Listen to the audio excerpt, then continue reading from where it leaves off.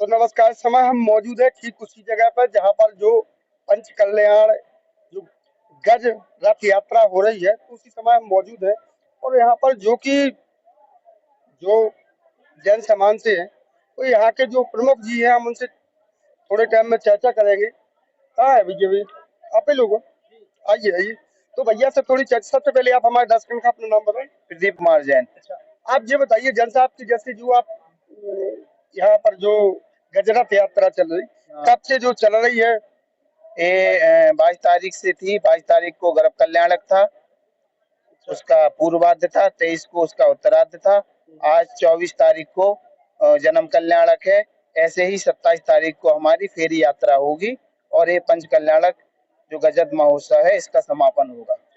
जैसे कि आप ये बताया कि अभी पहली बार चला है, कि इसके पहले और कभी और भी यहाँ पंच कल्याणक हुए हैं, लेकिन इस पंच कल्याणक की कुछ अलग ही भव्यता है। सबसे पहले कब हुआ था यहाँ जतारा में? 1995 में। हाँ, तो जब से रेगुलर चल रहा है? हाँ वो नहीं, उसके बाद जब भी समाज के लोग वो करते हैं, व्यवस्था करते हैं, तभी होते हैं। ये 10 या 5 साल में, प्रत्येक साल तो नहीं होते हैं। कोई समय सीमा नहीं है? नहीं, जब भी नया मंदिर स्थापित हो या नई मूर्तियों की वो होना हो, वेदी प्रतिष्ठा वगैरह कुछ, तभी ये प्रोग्राम होते हैं। जैसे कि आप बताइए कि गजरथ यात्रा है जो इसमें जैन धर्म में, इससे जैसे कि गजरथ यात्रा, इसका क्या महत्व है? उसमें यही है कि पंच कल्याणक में 5 दिन का प्रोग्राम रहता है और उसमें भगवान के गर्भ, जन्म, तप, ज्ञान, मोक्ष, ये सभी कल्याणक मनाए जाते हैं। उसके बाद फेरी में गजरथ के माध्यम से भगवान को ले जाया जाता है और जो भी उसके पात्र होते हैं सभी उसमें भाग लेते हैं और उसका बाद में समापन होता है। तो अभी 27 तारीख तक और चलेगी। 27 को इसका पूजन होगा कि? हाँ, 27 को इसका समापन होगा। उसके बाद गजरथ निकाले जाएंगे जो पूरे पांडाल की परिक्रमा करेंगे। जैसे कि अभी गजरथ निकले हैं या अभी नहीं निकले हैं? नहीं, उसी दिन निकलेंगे। 27 तारीख को हाँ, 27 को जब समापन होगा फिर यात्रा होगी और यहाँ पर लाखों की संख्या में लोग सम्मिलित भी होंगे। ये पूरा वो भर जाएगा पांडाल। उसका कोई समय सीमा है, कितने बजे से हो? हमारा वही 10, 11, 12 बजे तक शुरू हो जाएगा और शाम तक चलेगा 3, 4 बजे तक। हाँ, तो जहाँ तक कि आप लोग देख पा रहे हैं, हम ठीक उसी जगह पर मौजूद है और आप लोग शोभायमान देख सकते हैं किस प्रकार से जो मंडप सजा हुआ है। और यहाँ पर जो जनसंख्या है, ये प्रोग्राम भी होते हैं, सांस्कृतिक प्रोग्राम होते हैं शाम को और हम सभी जैन समाज के लोग और अदर समाज के लोग भी उसमें सम्मिलित होते हैं, भाग लेते हैं और ये प्रोग्राम रात को 11-12 बजे तक चलते हैं। सुबह 5 बजे से फिर से धार्मिक क्रियाएं प्रारंभ हो जाती हैं। उसके बाद 8 या 9 बजे की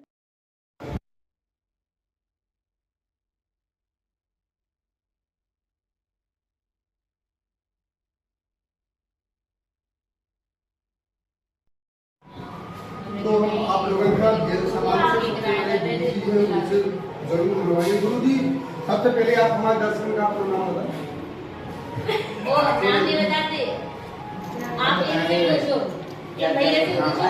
चलो ठीक है, नहीं बताएंगे। हाँ, गुरु जी जैसे ये बताइए, आप जो आपके यहाँ जो गजरथ यात्रा चल रही, तो इससे जैन धर्म में क्या महत्व है इसका?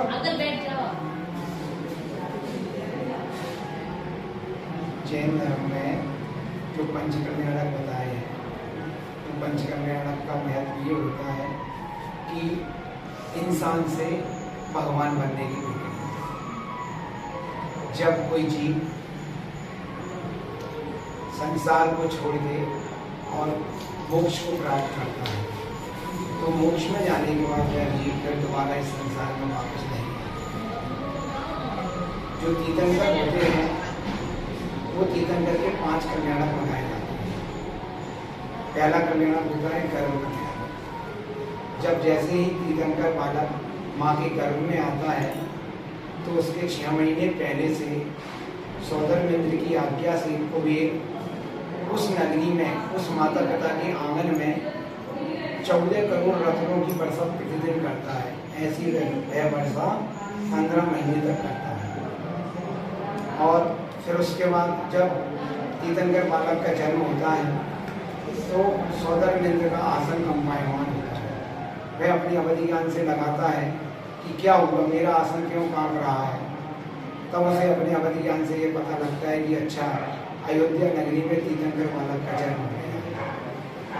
अपने सिंहासन से उतर के वह 7 कदम चलता है और जिस दिशा में अयोध्या होती है उस दिशा में नमस्कार करता है साक्षात बालक तीर्थंकर।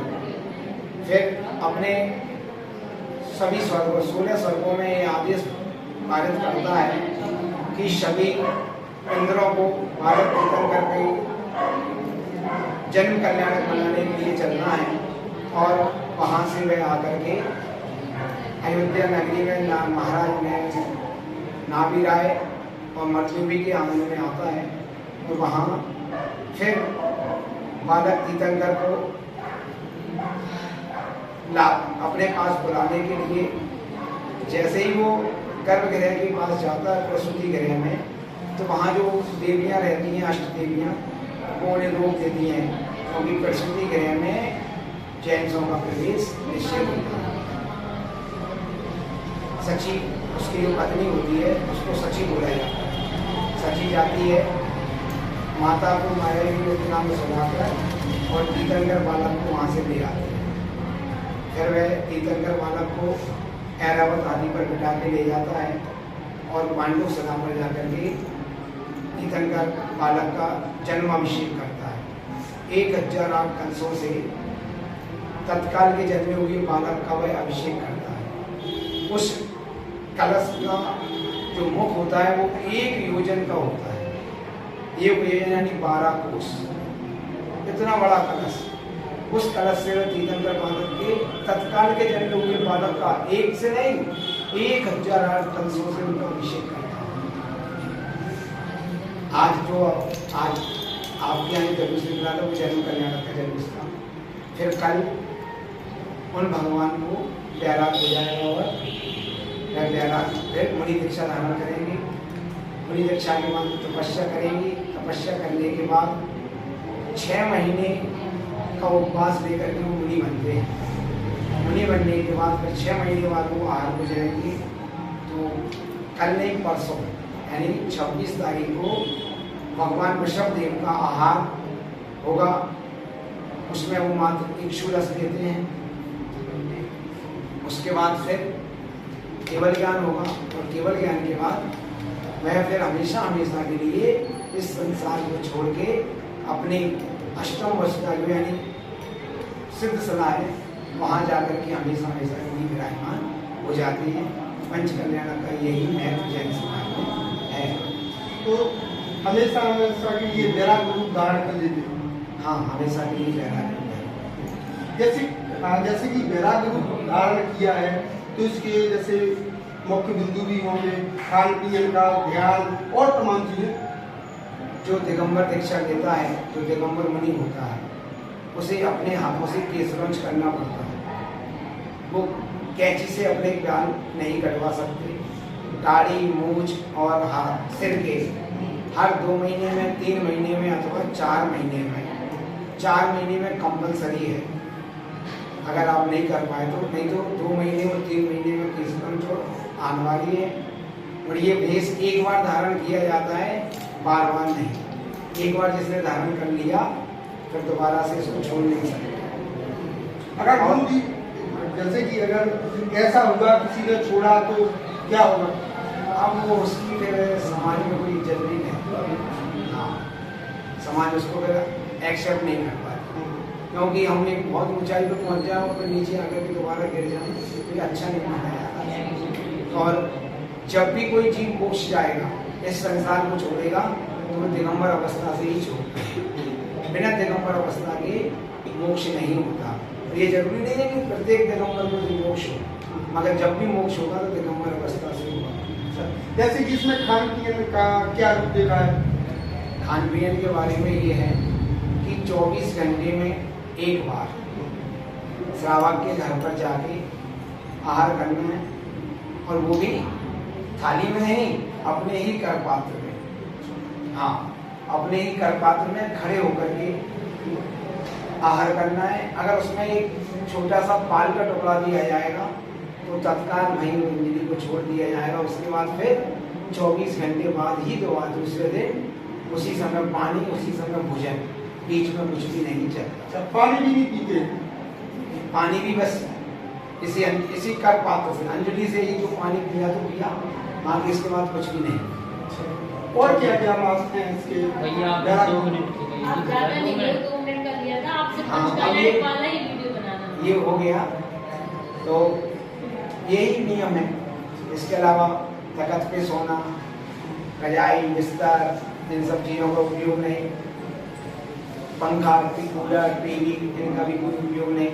ये जितने भी आपके संसाधन हैं हवा, ठंड से और गर्मी से बचने वाले, उन सब किसी का भी हम लोग उपयोग नहीं कर सकते। चलो बहुत बहुत धन्यवाद। तो अभी हम आप लोगों ने कहा जो पंचतंत्र में आयुध कन्या के रूप में, काय के रूप में बताया।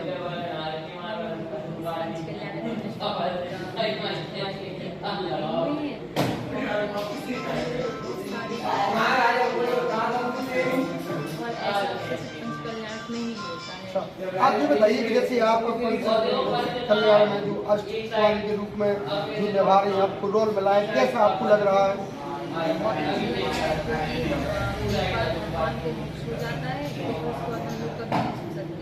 और पंच कल्याण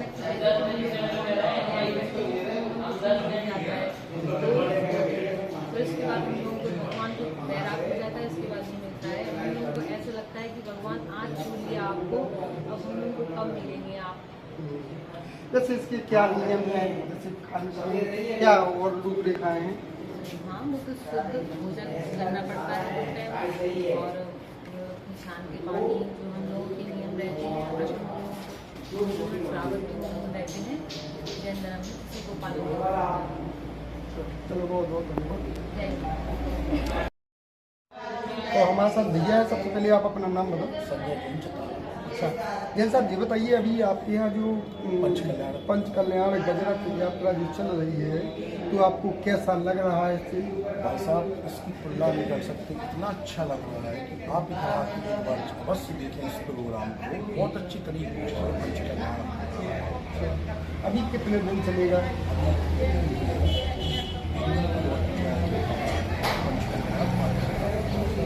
जैसे कि आप जी बताएं, इसके पहले और कभी हुआ है?